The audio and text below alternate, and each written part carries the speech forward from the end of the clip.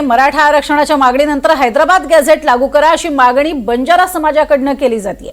तर बंजारा समाजाला एसटी प्रवर्गातनं आरक्षण देऊ नये या मागणीसाठी एकलव्य संघटना मोर्चा काढणार आहे।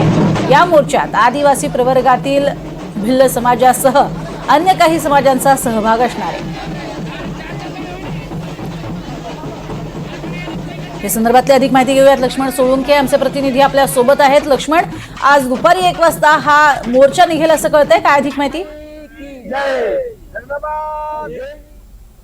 प्रज्ञा, आपण बघू शकतो की मनोज जरांगे पाटील यांच्या आंदोलनानंतर हैदराबाद गॅझेट लागू करण्याचा निर्णय राज्य सरकारने घेतलेला आहे।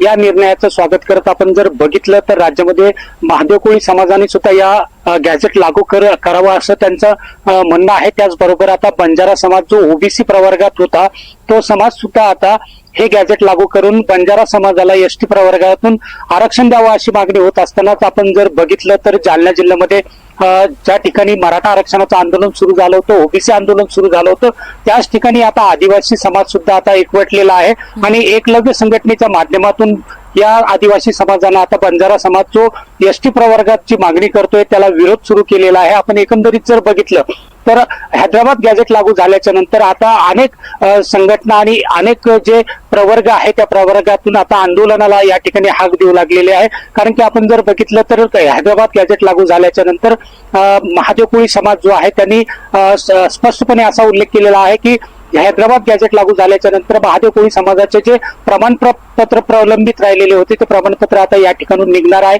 त्याचबरोबर बंजारा समाजाला या ठिकाणी आपण जर बघितलं तर जालन्याला 25 तारखे या ठिकाणी 15 तारखेला या ठिकाणी आंदोलनाची हाक दिलेली आहे। त्याच आंदोलनाच्या हाकेच्या पार्श्वभूमीवर आपण बघू शकतो की त्या आंदोलनाला विरोध म्हणून आता या ठिकाणी एसटी प्रवर्गातून बंजारा समाजाला या ठिकाणी आरक्षण मिळू नये म्हणून या ठिकाणी एकलव्य संघटनेनं आता या ठिकाणी आज आंदोलनाची हाक दिलेली आहे। आपण बघू शकतो की जिल्हाधिकारी कार्यालयावर दुपारी 12 पर्यंत हा मोर्चा या ठिकाणी धडकेल अशी या ठिकाणी आंदोलकांकडून माहिती देण्यात आलेली आहे। कारण की संपूर्ण जालना जिल्ह्यातून या ठिकाणी आता या आंदोलक दाखल होणार आहे आणि बंजारा समाजाला एसटी प्रवर्गात लक्ष्मण तुमच्याकडनं आम्ही घेतच राहणार आहोत। तुर्तास धन्यवाद या संपूर्ण माहितीसाठी।